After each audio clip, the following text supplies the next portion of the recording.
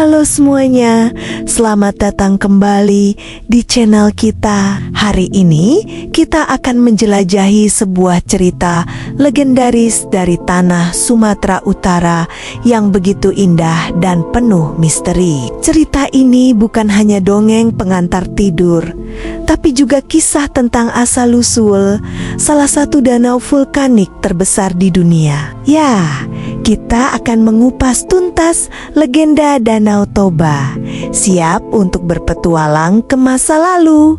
Ayo kita mulai. Dahulu kala, di sebuah lembah subur di Sumatera, hiduplah seorang pemuda yatim piatu yang bernama Toba. Dia sangat rajin bekerja.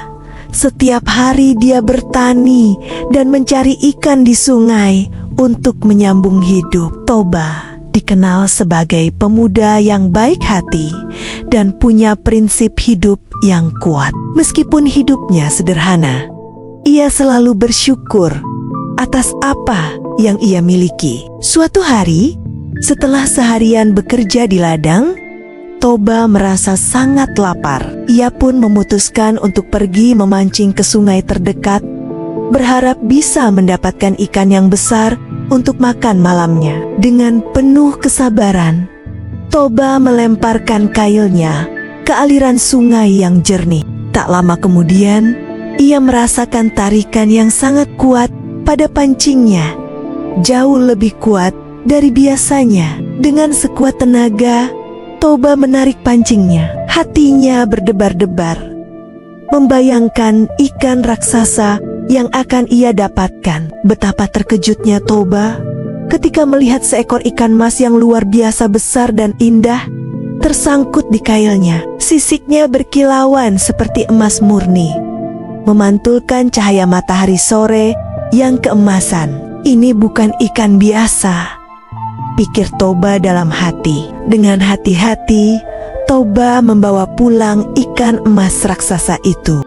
Sesampainya di rumah, ia meletakkan ikan itu di sebuah wadah besar berisi air. Saat Toba hendak menyiapkan bumbu untuk memasak, tiba-tiba terjadi sebuah keajaiban. Ikan emas itu perlahan-lahan berubah wujud. Sisik emasnya menghilang, dan di hadapannya kini berdiri seorang wanita yang sangat cantik jelita. Rambutnya panjang terurai, dan matanya memancarkan kelembutan. Toba tertegun, tak bisa berkata-kata. Ia seakan tak percaya dengan apa yang baru saja dilihatnya. Wanita cantik itu kemudian memperkenalkan dirinya. Ia mengaku sebagai seorang putri yang dikutuk menjadi ikan karena melanggar sebuah larangan. Ia berterima kasih kepada Toba karena telah membebaskannya dari kutukan tersebut. Terpesona oleh kecantikan dan kebaikan hati sang putri, Toba pun jatuh cinta. Tak butuh waktu lama, Toba memberanikan diri untuk melamar sang putri. Sang putri menerima lamaran Toba, namun dengan satu syarat yang sangat penting. Ia berkata, "Aku bersedia menjadi istrimu, Toba, tapi kau harus berjanji untuk tidak pernah sekalipun menceritakan kepada siapapun bahwa aku berasal dari seekor ikan. Jika kau melanggar janji ini, akan terjadi malapetaka yang sangat besar."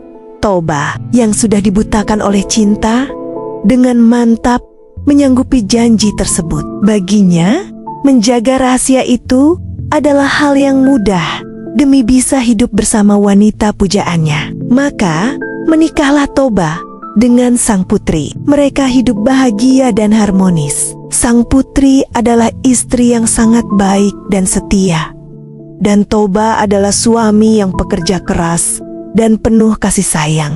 Kebahagiaan mereka semakin lengkap ketika mereka dikaruniai seorang anak laki-laki yang tampan dan sehat. Mereka menamainya Samosir. Samosir tumbuh menjadi anak yang aktif dan cerdas. Namun, ada satu kebiasaannya yang sedikit aneh. Ia memiliki nafsu makan yang sangat besar. Seakan-akan perutnya tidak pernah merasa kenyang. Toba dan istrinya sangat menyayangi Samosir. Mereka memanjakannya dan selalu memenuhi semua keinginannya. Setiap hari, sang ibu akan memasak makanan dalam porsi besar. Dan setiap hari pula, Samosir akan menghabiskan semuanya tanpa sisa. Tugas rutin Samosir adalah mengantarkan makanan untuk ayahnya yang bekerja di ladang. Ladang Toba terletak cukup jauh dari rumah mereka, di seberang bukit. Jadi, setiap siang, Samosir akan berjalan membawa bekal untuk ayahnya. Namun, karena nafsu makannya yang besar, seringkali dalam perjalanan, Samosir tergoda untuk mencicipi bekal ayahnya. Sedikit demi sedikit, hingga tak jarang, bekal yang sampai ke tangan Toba hanya tinggal sisanya saja, atau bahkan habis sama sekali. Awalnya, Toba masih bisa memaklumi kelakuan putranya. Ia berpikir, mungkin Samosir sangat lapar dalam perjalanan. Tapi, kejadian ini terus berulang. Setiap hari, Toba harus menahan lapar dan lelah setelah bekerja keras di ladang, karena bekalnya selalu berkurang drastis atau habis dimakan Samosir. Rasa sabarnya mulai menipis. Ia merasa kesal, tapi masih mencoba menahan diri demi anak dan istrinya. Ia tidak ingin merusak keharmonisan keluarga kecilnya hanya karena masalah sepele. Namun, kesabaran manusia ada batasnya. Suatu siang yang terik, Toba bekerja lebih keras dari biasanya. Tenaganya benar-benar terkuras.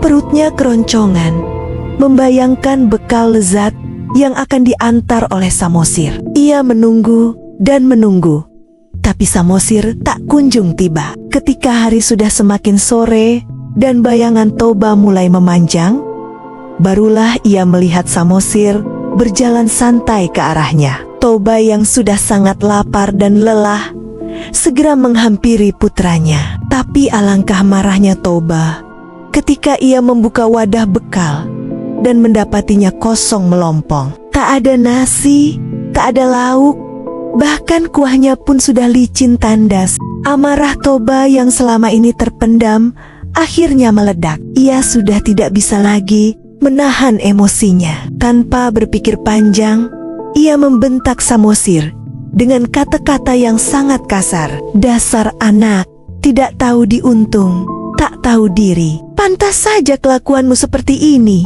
Dasar anak ikan. Kata-kata itu terucap begitu saja dari mulut Toba yang dikuasai amarah. Seketika itu juga, Toba langsung menyesal. Ia sadar telah mengucapkan kata-kata terlarang. Ia telah melanggar janji sucinya kepada sang istri. Wajah Samosir langsung pucat. Ia menangis sejadi-jadinya, bukan hanya karena dimarahi, tapi juga karena kata-kata anak ikan yang menusuk hatinya. Ia berlari pulang sambil menangis terseduh-seduh. Samosir berlari secepat kilat. Air matanya membasahi pipinya. Ia mengadu kepada ibunya tentang apa yang baru saja dikatakan oleh ayahnya. Mendengar pengaduan Samosir, wajah sang ibu langsung berubah pucat pasi. Hatinya hancur berkeping-keping. Janji suci yang telah mereka bangun bersama telah dilanggar oleh suaminya sendiri. Dengan hati yang pedih, sang ibu memeluk Samosir erat-erat. Ia tahu malapetaka besar akan segera datang. Ia menyuruh Samosir untuk segera lari ke bukit yang paling tinggi dan tidak menoleh ke belakang. Samosir yang ketakutan segera menuruti perintah ibunya dan berlari menuju puncak bukit. Setelah Samosir pergi, sang ibu berlari menuju sungai tempat ia pertama kali bertemu Toba. Langit yang tadinya cerah tiba-tiba menjadi gelap gulita. Awan hitam tebal menggumpal. Petir menambar-niambar dengan suara yang memekakan telinga. Angin bertiup sangat kencang, menumbangkan pohon-pohon besar. Hujan turun dengan sangat deras, seperti dicurahkan dari langit. Dari bekas pijakan kaki sang putri menyemburlah mata air yang sangat deras. Semakin lama, air itu semakin besar dan meluap. Toba yang masih terdiam di ladangnya melihat semua ini dengan ngeri. Ia mencoba berlari menyelamatkan diri, tapi terlambat. Air bah yang dahsyat datang dengan cepat, menenggelamkan seluruh lembah beserta isinya, termasuk Toba. Air terus naik hingga menenggelamkan seluruh lembah dan desa-desa di sekitarnya. Genangan air yang sangat luas itu akhirnya membentuk sebuah danau yang sangat besar. Sementara itu, bukit tinggi tempat Samosir berlindung tidak ikut tergenang. Bukit itu kini menjadi sebuah pulau di tengah-tengah danau. Danau raksasa itu kini kita kenal sebagai Danau Toba. Dan pulau di tengahnya kita kenal sebagai Pulau Samosir. Sang putri diyakini kembali ke wujud aslinya sebagai ikan dan menjadi penunggu danau tersebut. Begitulah legenda tentang asal-usula Danau Toba dan Pulau Samosir.